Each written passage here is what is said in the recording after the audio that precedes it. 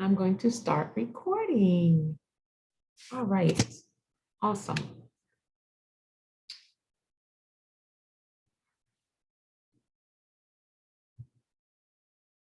Okay, all right. So this here is navigating the first year. What happens after that? Congratulations have stopped. So the congratulations in your case have not started yet, right? Because you guys are, some of you are preparing for prom, some of you are preparing for graduation. So you're still in that, high school celebratory mode, which is fine. Enjoy it. This next couple of weeks as you finish school are very exciting. And we definitely want to take away from that. But what happens once you're done with school and you're getting ready to start the Summer Institute? How do you transition even, mentally, emotionally, thinking about, okay, I'm done with high school, I'm done celebrating, now I have to think about college. So there's a few things that we have put together to give you some suggestions. So the first one is transitioning from high school to college. So again, if your parents are with you, I'm going to refer a lot to you. I'm going to refer to your parents as your child because if they're present, this presentation is also for them. So for parents, we really want you to educate yourself about what to expect. So EOF is running orientations. We'll run this presentation here at least one more time in the evening so parents can attend. But we want parents to even think about attending orientation for the university, not just EOF, but the university as a whole. Because just like you guys are doing orientations virtually, the parents also need to be involved in it so they know exactly what's going on. As I mentioned to some of you before, my son is graduating high school. He goes to Haddon Heights, and I'm also involved in this process like your parents, understanding what's going on, doing the orientation, helping him with his placement test and things like that. So I know exactly where the parents are right now. This can be very overwhelming, but this is the way to get involved and get knowledge for yourself. And I would say to students or parents, ask questions. Whatever you do not understand, please don't just leave a presentation without asking those questions because you don't know what you don't know, and we're here to bring you the knowledge. Okay, now this is a funny slide that I like to put up because this describes me. So for parents, how much is too much? How much is it when you're involved too much? In high school, we're all over the place, right? Parents are, did you do this? Did you do that? I have to pay for this. I have to pay for the senior trip. I have to, the prom, and I have to talk to your teacher about pictures. And some of you have those really nice posters on your yard. Like I have my son's poster on the yard, and all this stuff parents have to do. But when you get to college, students have to be more involved on their own, and students have to, do a lot of things on their own rather than the parents doing them. And because we have HIPAA and FERPA laws, which I'm going to talk about in a few minutes, it prevents parents from actually asking any questions of any university administrator because we cannot talk about your child, students, we can't talk about you with your parents or anyone else without your permission. And then there's something called helicopter parents. I'm going to already say I am a helicopter parent. So I don't know if you don't know what helicopter parents are, but those are parents that kind of hover over their children and are making sure that they're crossing the T's and dotting their I's or looking over their shoulders, that you do this, that you do that, those kinds of things. And sometimes it could be good because those of us who are helicopter parents don't miss on opportunities or deadlines because we're hovering over our children. But at the same time, if it's too much, then we're not allowing that child to become independent and take ownership for what they need to do. Because guess what? In high school, your parents are all over the place with you. But when it comes to college, your parents can't come to college with you. They can't call the counselors or your professors. If you get a bad grade, parents can't do that because it's not allowed. And so, parents have to start to let go, and students have to start to bring up their independence and self-initiative. But I understand parents, as I have always said, but that's my baby. Your baby is always going to be your baby. But this is the time when we need to start transitioning your baby to becoming a young adult and allow them to now start moving in that direction. So the big four, behavior supporting academic success. What are some things that you as students and you as parents and guardians need to think about to encourage your child to succeed in college? One, attending classes regularly. A lot of times in high school, students miss classes. The high schools allow you to make up time. You have doctor's notes or something like that. Well, in college, you really can't be absent from classes unless you are deathly ill. You better be in a hospital, or you better be unable to physically walk or get on a computer to attend classes. Other than that, professors expect that you're going to be in classes. Do not schedule doctor's appointments during the time you're supposed to have classes. Parents, please do not have your child take care of family responsibilities while they're supposed to be in classes. These are not legitimate excuses that professors will not accept and don't have to, according to university guidelines. Now, usually too, if students miss more than 3 classes unexcused, a professor has every right to send a warning and actually have that child fail the class. Because if they're not present, they cannot be successful and can't be active. So you must attend classes, determined to attend classes every time you're supposed to meet, and not have the excuses, or really not excusable, aside. Unless it's an emergency that you can actually document and provide some kind of note to that professor, you will not be excused from class. Just think about it that way. You have to manage your time effectively. Again, Ms. Ferguson just talked about, you can't be in a summer institute and work at the same time. There are times when we've done workshops and students are working and we're ending the workshop and we'll say to them, you don't have any questions, or we end the workshop and there's still 2 students there. And I say, hello. Obviously they turned on the computer, turned on the workshop and walked away.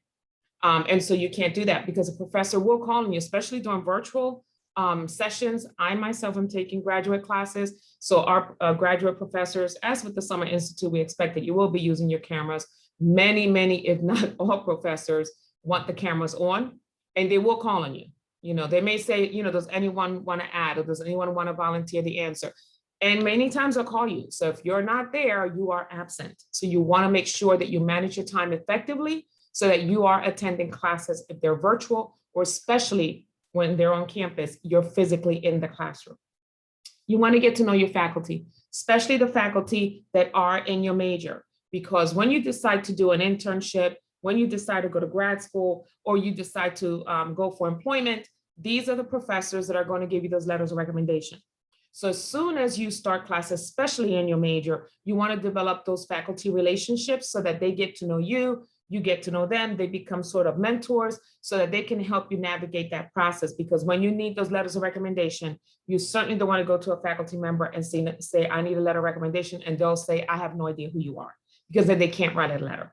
And academic letters or graduate letters, when they say academic letters, they're talking about letters from a professor, not a counselor, not an aunt or uncle. It has to be academic letters from someone that can verify your work in the classroom. So it's very important that you develop these relationships with your faculty.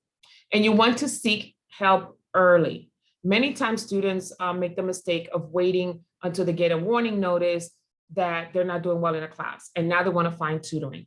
You definitely want to seek tutoring early on when you're having difficulty. So let's say for those of you that are taking math, and you take your first quiz or you do the first homework assignment and you're like, I don't get this. That is the time to schedule a tutoring appointment.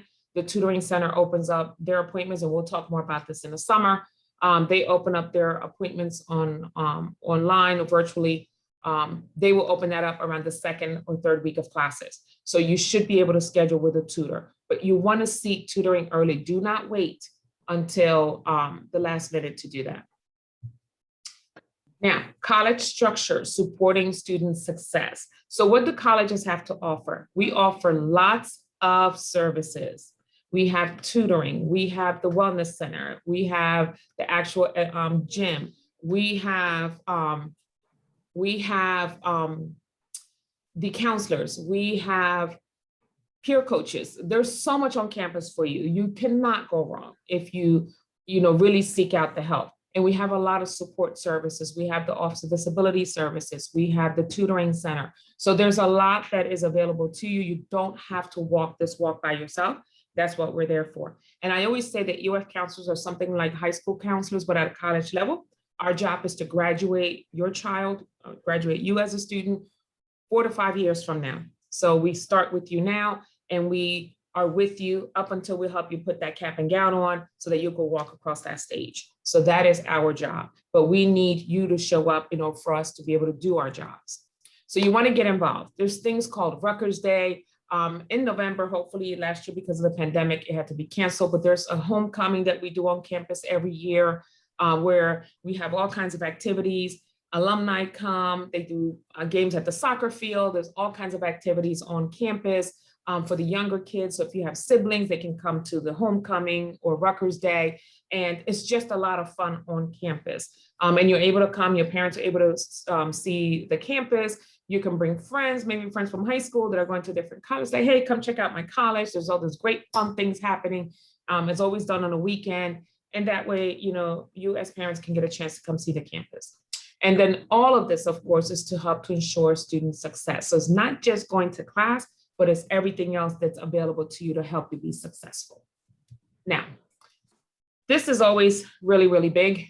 How do I pay for college? And this is, I'm going to talk to parents now because as a parent and in the process of helping my child get scholarships and so forth, because the college bill will soon be hitting our email, we have to figure out a way to pay for college. So parents, because you're attending, parents or guardians, because you're attending the session today, your child is eligible for EOF, which means that your child is also eligible for all the other grant programs the government offers. That includes TAG, which is another state grant like EOF, Pell and SEOG, which are federal grants, and are also the student loans, and then college work study.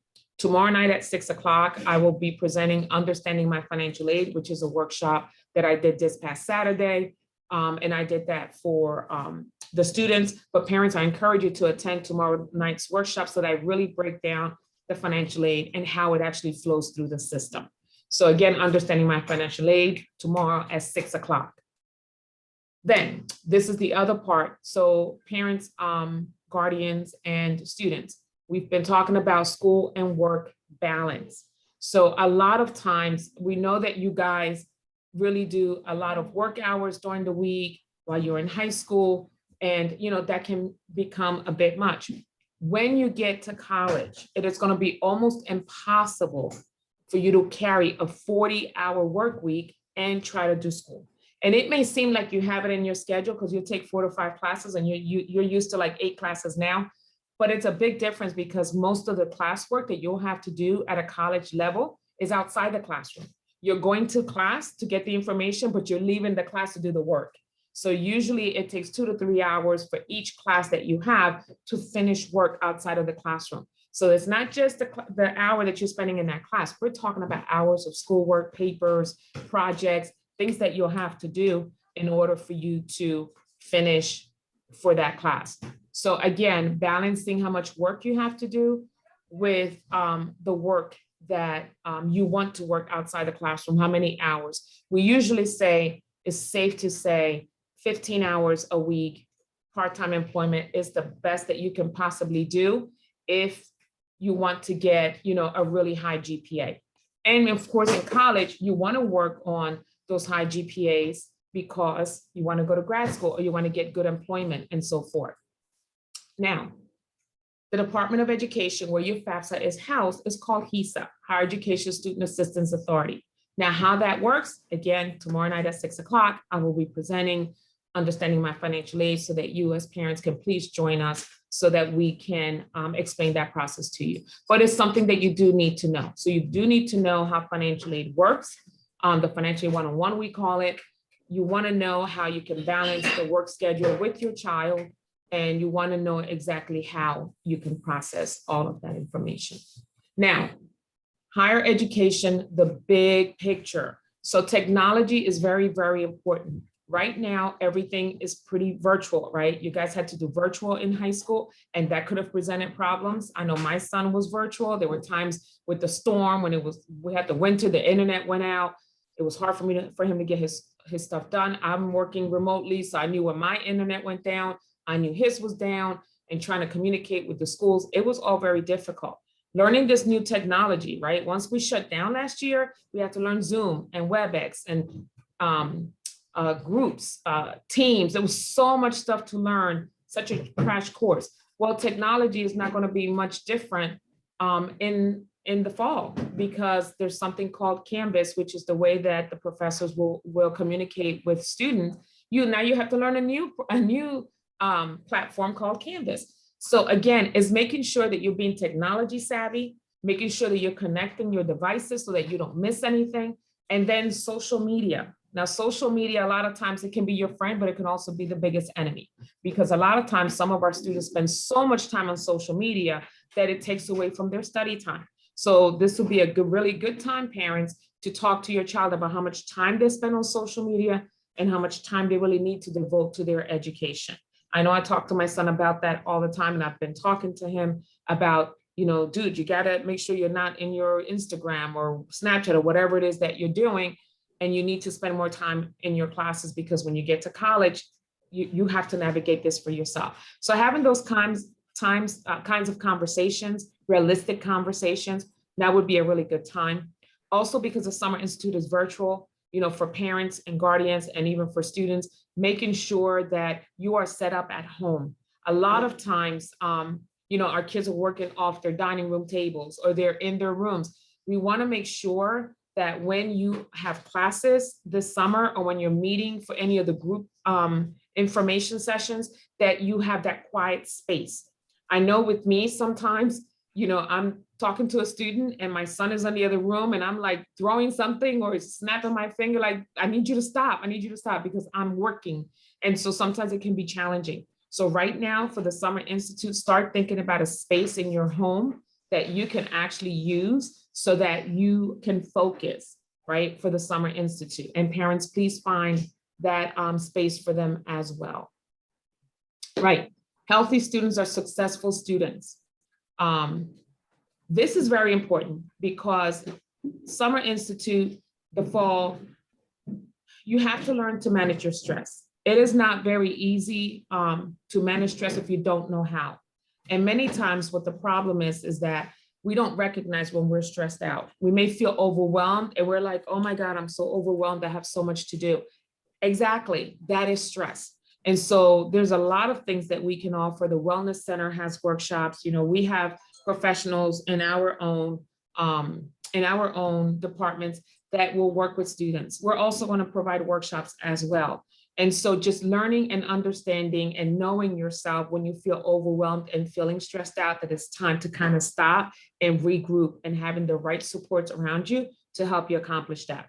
So you also want to recognize when you're dealing with depression, because a lot of times, students suffer from depression. We're not even going to sit here and say, this is all peaches and cream, you're going to do great, everything's going to be fine. No, some of our students deal with anxiety, they deal with depression.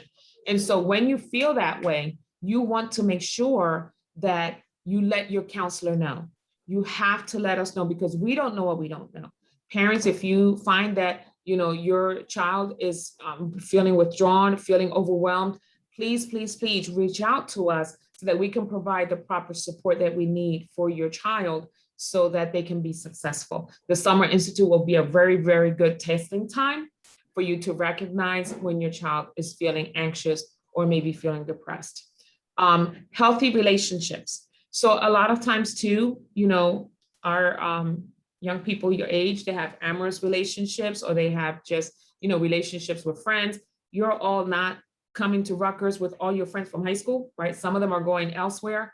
And so being able to navigate those relationships in a healthy manner, sometimes losing a friend that may be going out of state somewhere, you may feel some kind of way about that, and you have to navigate through those relationships so that you still have healthy relationships. You're going to develop healthy relationships on campus with those in the Summer Institute, but also with other students on campus. And we want to make sure that your relationships, that you're making good decisions about relationships, because, healthy relationships, create healthy students. And if there are any relationships in your life that are not healthy, who hasn't dealt with toxic relationships, well, no matter which way it's coming, we need to have those conversations as well.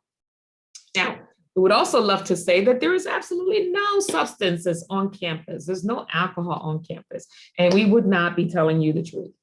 We want to be as open as possible. On any college campus, there's always, substances, there's always, alcohol. on our campus, the students who are old enough, do have alcohol, in their rooms. But it's very clear when students are living on campus in the dorms, the students who are under age 21 cannot be in those rooms. And if they're found to be in those rooms, everybody gets in trouble. And you don't want to deal with that situation. So you want to make sure that you have those conversations with your child about substances and about what happens on college campuses. There's always going to be parties on campus. We talk to students about making good decisions on campus. And so we want to make sure, parents, that we are being very open. These things do happen. Please have those conversations about making good decisions with your child, as we will also be doing and having those conversations with them during the Summer Institute. College health and counseling services. We do have an excellent wellness center. We do have, which is what we call our clinic on campus.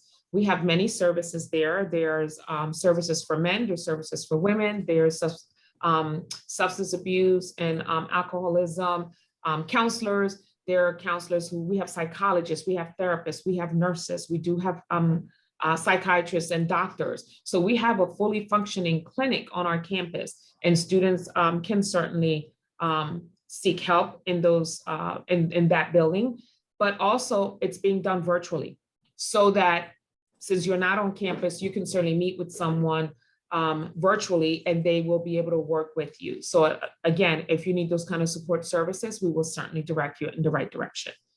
Campus safety, just like any other campus, a lot of people think because Rutgers-Camden is in Camden that it's not safe. Actually, the campus is pretty safe, because Rutgers-Camden has their very own police officers who do go through the training of the Camden County Police Department. So they are full-fledged police officers. They do carry their weapons. They do have cars that are fully equipped, just like regular police officers' cars, but they are our own campus police. We also have contracts with 3 security companies on campus. So we have 3 security companies. We have a Rutgers Police Department, and of course, Camden Police, which is now Camden County Police, also help to keep our campus safe. So we are a pretty safe campus. However, just like any other campus, we talk about campus safety. We usually have one of the Camden police officers from our campus will come and give safety tips to students, like you don't walk around anywhere, Camden, New Brunswick, Morristown, Cherry Hill, wherever, by yourself at 3 o'clock in the morning. So like we have a 7-Eleven down the street, we have pizza places. You don't go anywhere at night by yourself, so we talk about campus safety, and what you can't do, should not do. So just like any other campus, these are things that we have to be considerate about, and we will also talk more about that. Now, the biggest thing ever, what happens if he or she is not successful the first semester? This is always a question that we get asked, because college is very different than high school. So when you're in high school, maybe you don't do well on a paper in a class, and you either make up the class in the summer, you go to summer school, or the teacher allows you to make up the paper, turn it in late, whatever the case is. Please do not think that will happen on college campuses. A professor does not have to do that if there is no logical or legitimate excuse for you missing the exam or not submitting the assignment or the paper at the time that it was required. And there's no such thing as you fail a class, go in the summer, make it up. Yes, you can take it, most classes can be taken over, but that's not the way you want to do it, because that F that you got in that class will never go away. It will always be in your transcript, even if you take the class over. So it works very differently. So when our students do not make the GPA required by the university, so if a student the first semester is under 2.0 or 2.3, they will actually get a warning and say, hey, you got a 2.3 or under, you're in warning. And then there are times when students will not do well about something else.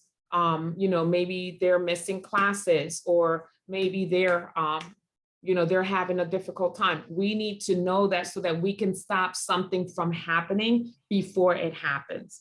And so you don't want to get to a position where you're not doing well academically, and now we have to deal with the probationary status of the university. Now, academic dismissal happens when a student has already gone through warning, has already been on probation, may have even been put on continued probation, and then the student is still not working up to the potential that's required by the university, then the student is academically dismissed. And there's a process that we use in the EOF, and the university requires for a student to go to like their local community college, take some classes there, prove that they can do the work, and then request to be re-enrolled back on campus, to be readmitted. That's a very long process. We definitely try to keep students from getting to that point. So we try to work with students in the beginning when they're concerned about not doing well, but that is the process that is used. So again, it's not like high school. It's a very different environment, and we want you to be fully aware of what happens if your child is not doing well, and what happens if they don't and they're dismissed. Now, there are times when students may feel overwhelmed, and there are times when students may say, you know what, I just need to take a step back. It is okay for students to say, I need to take a semester off. We have had students who have been in that position who feel like I need to take the time off, and they may take a semester off. It's better for a student to say, hey, I'm overwhelmed, I need to take a semester off, for them to take a semester off. Hello? Hi. It's better, sorry. It's better for a student to take a semester off and then come back and ready to, like, okay, I'm resuming, I'm ready, I'm okay, rather than if something doesn't go well and they end up on probation, they get very discouraged, and it's really hard to bounce back from that. So we do talk to students about maybe taking a semester off if they need it. Then there are times when students, again, may go to a community college because maybe they find that Rutgers is a bit much. They were not as successful as they wanted to be. They decide to go to community college, finish there or take courses there, and then transfer back. Not a problem. Remember that the EOF program is a state program, which means there's EOF programs at every institution in the state of New Jersey that are public institution, and some private like Princeton. So we work with other EOF programs at other institutions or community colleges to say, hey, one of our students is coming to you. This is, we want you to meet with them and encourage them and get them through there, and then send them right back to us so that they can then transfer back to us, become a returning student, and then we can resume your education. So we do have connections with other colleges and institutions to help you return if that becomes the case in your situation. Okay, so parents, how can you get involved? One, there are FERPA and HIPAA laws. So again, we cannot have these conversations with you about your child. Like, you can't call a counselor and say, hey, how did my son do in that test? Or how's my daughter doing this semester? We can't have those conversations without your child filling out and signing a FERPA or HIPAA form. HIPAA form is the one for health services. FERPA is any personal information. So these forms are located on the university website. They fill it out, they sign it, and then it's actually found on the registrar screen, and then you're able to call and have conversations. Now, that still is within a certain limit where we can have conversations, but we certainly prefer to talk to a parent with the child present so that, we discuss whatever the child is willing to divulge. But you cannot call the university and ask for information if there is no FERPA or HIPAA law in our system signed by your child. Parents, I do encourage you to attend campus events.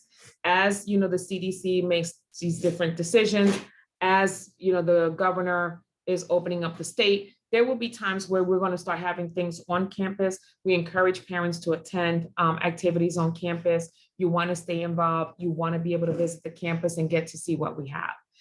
There are parent associations. Camden does not have one. New Brunswick does have a parent association. You're more than welcome to join that. But you can certainly stay involved by visiting our website to find out some of the things that we are doing. You're more than welcome, invited to attend that. So I know that I've given you a lot of information, and I know that it can be very confusing. Again, this is being recorded, so if you wanted to watch it later, you can. But at this point, I want to open it to any questions. You can unmute yourself, whether it's a student unmuting or a parent. Please ask any questions that you may have that I may be able to answer at this point. Any questions? Miss Caroline, I do want to tell you a question I don't mind my cat. A question I received in the chat that I think is also important For other students to know and other families or parents that might be present, somebody asked what happens if you take a semester off. So what if, you might have a circumstance, and a lot of students do, where they're like, I need to step away for a semester, could be personal, whatever. Does that delay your graduation? And my answer to that is that it depends, right? So it depends on a lot of factors. If you took a lot of classes during like each semester, so you have a lot of credits, maybe you've been taking summer courses, then it may not affect you at all, like if you take a semester off. But if you hadn't really been doing, you only been like taking 12 credits each semester and you didn't take any summer classes, it may set you back. So that would be something, if you do need time to step away, definitely let your counselor know, your academic advisor know, and they will let you know like kind of where that may put you in the process. One thing to also remember is some majors are different than others. So if you're like in the nursing school, or you're in some programs where everything is very sequential, meaning like you have to take things at certain times, and some things are only offered at certain times of the year. So for example, if you have to take anatomy and physiology, they may only offer anatomy and physiology 1 in the fall, and then only anatomy and physiology 2 in the spring. So if you miss one, then it might set you back a little bit. So those are some things to think about, but again, it's an individual thing. So it depends on your major, it depends on your credit. So just, if that happens to you, just make sure you talk to your counselor about it. Exactly. And so, think about college, not how fast you can finish, but how well you're doing. Because you can, take 4 or 5 years to graduate. But what you want is at the end, you want to have a really good GPA to either land that perfect job or go to grad school or whatever your plans may be. You don't want to graduate from college and you have like a 2.5.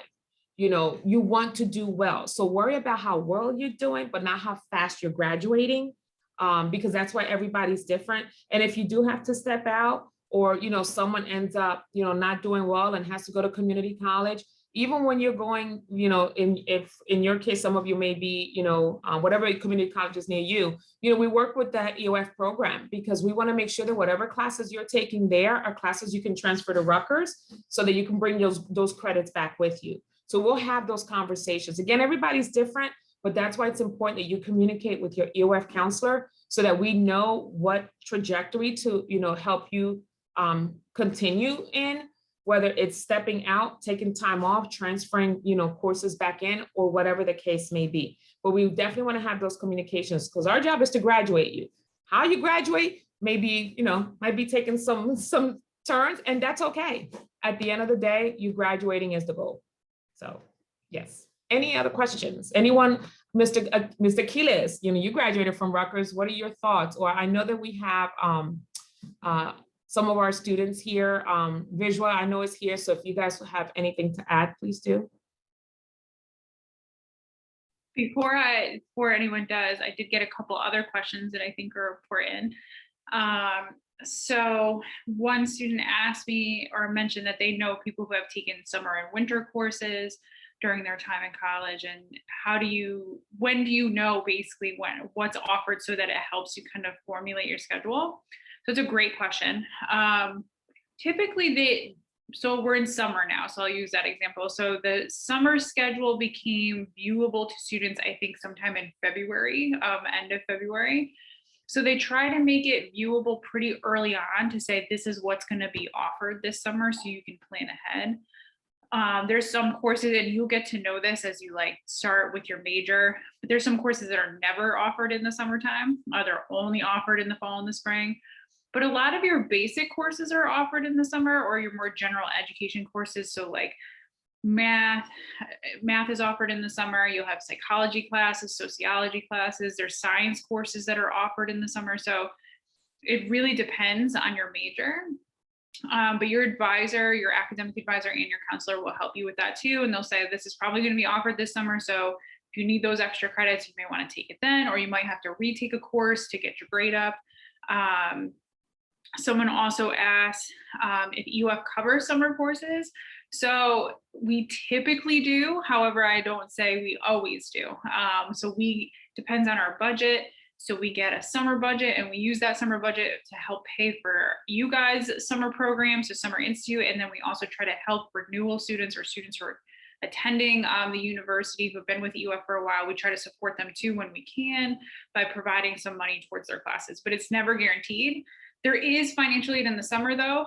Every year financial aid has like an application. You fill out the application and there's opportunities to receive some grant aid so that's free money towards your summer bill.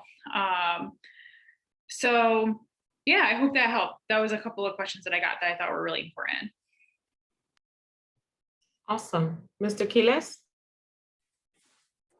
So thank you, Ms. Waters, for sharing this. And for all of the parents in the room, I think the key kind of takeaway that I always like to share with parents is very much the same thing that I share with students. For our students to be successful, I always share that they need to be informed, they need to be engaged, and they need to be present.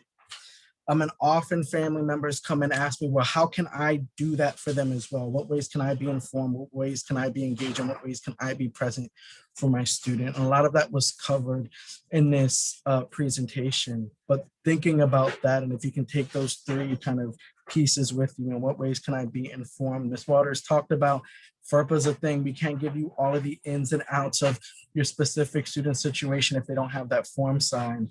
But there's nothing stopping you as a parent saying, hey, let me check when deadlines are. Let me see what events are happening on campus, which events are public events that I can go and attend. In EOF, we often celebrate our students in a multitude of ways, whether it's different ceremonies for them being on Dean's List or honor societies. And those are things that we always open up our families to be a part of and engage in. So thinking about the ways that you can participate and engage in that way if possible. And then really just being present. We have some families who are very, hey, we're going to leave it up to you. And some parents who are very, I'm on every little piece of what my student is doing, and having that medium can be very difficult, but being present in their educational experience is just as important as them being present and wearing that hat as a student. So knowing that they're going to maybe be some times that they won't be able to attend this or do that because they really need to buckle down and focus on academics could be a very valid concern. So being willing to kind of listen to your student and hear those things out and being present in what that experience looks like for them is awfully one of the best things that our families can do to support their students. So if there are ways that you want to be engaged, I know one of the initiatives that we're going to be doing this year, and it's not for EOF specifically, but for broader first generation college students, which many of you may be, is a newsletter to just update our students and their families on the different opportunities that are going to be happening on campus. So just look out for that. Visual Patel, did you want to add something? Hi. So I'm just going to share a little bit of my experience with EOF initially. Hi, everyone. First of all, my name is Vishwa Patel. I'm an EOF student and I'll be one of your peer coaches. And I joined EOF. EOF is in 2018. And from my experience, I would say that family has been so important to me. My parents, they don't speak English, so I had to do everything when I came to college by myself. But that's where you have your EOF family to help you. Mrs. Waters is my counselor, and I know everyone else from EOF staff too, and they helped me a lot through my first years through Summer Institute. And honestly, take this opportunity that you're getting for Summer Institute and be ahead of the game, because trust me, when you come for your first year, for freshman year, you're gonna know that you have lived this experience and you're not doing this for the first time. You already know your professors, you already have taken few classes, even if it's one class, you already have friends on campus, but everyone else, it's a clean page for them, but not for you guys. So take this opportunity and just make most of it. Honestly, EOF Summer Institute during my time was my best experience of my college throughout. So make most of it. That's what I would say. Thank you, Visual. And Visual is one of our very promising nursing students. So very, very proud of her. Any other questions? Either from parents or students, any questions?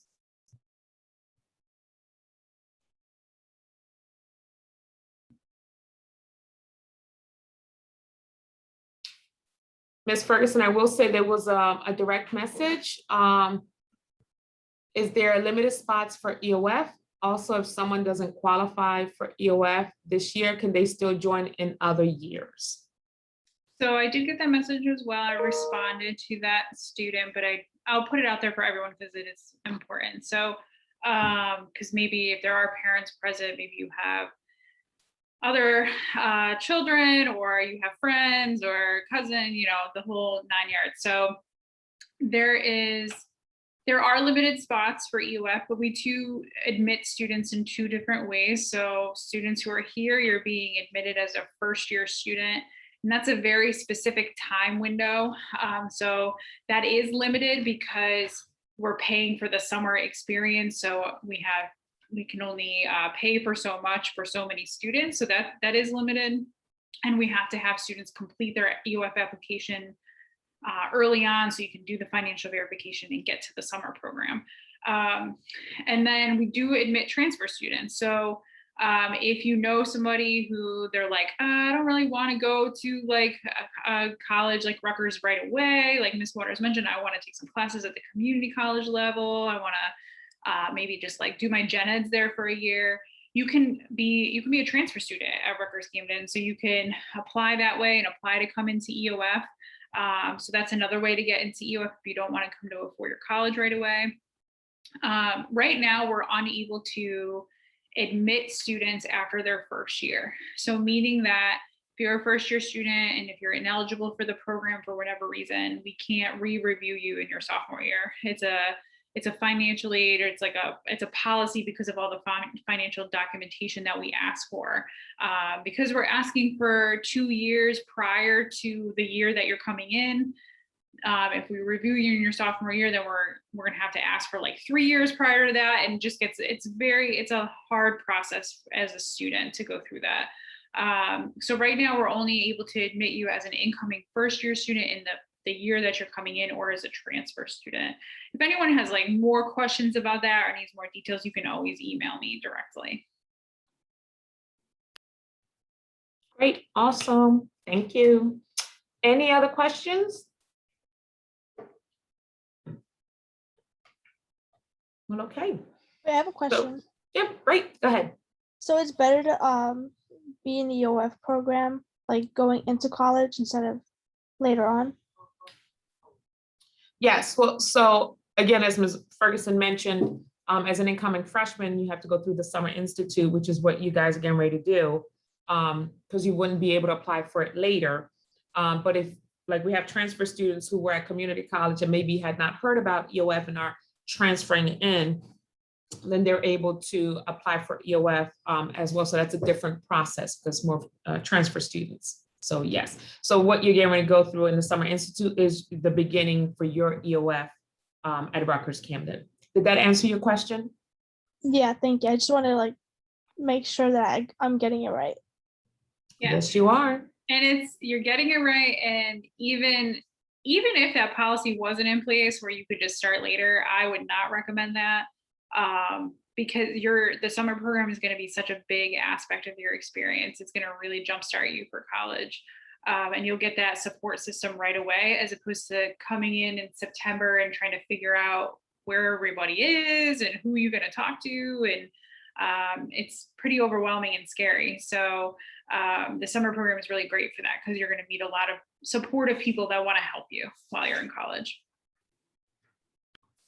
And I'd like to share when I did the Understanding My Financial Aid on Saturday, and when Ms. Ferguson first introduced the staff, I did mention, for some of you that weren't there, that I went through the Summer Institute back in 1985 when I graduated high school. The same Summer Institute you guys are getting ready to start.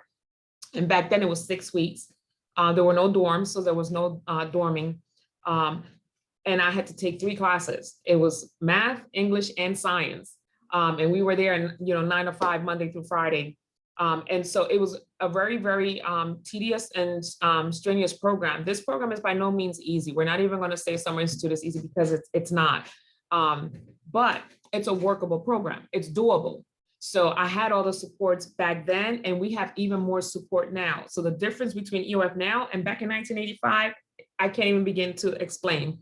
And we were able to do it. But when I went into the fall, I felt completely prepared. So myself experiencing this program firsthand really prepared me for the fall. And it's even better now to prepare you guys for September. So this is a very unique opportunity, for all of you that are eligible for the program to go through the program, because you're going to be a different student by the time that you finish the Summer Institute. And Dijwa, mentioned that, and some of the other peer coaches that you guys are going to meet in a few minutes.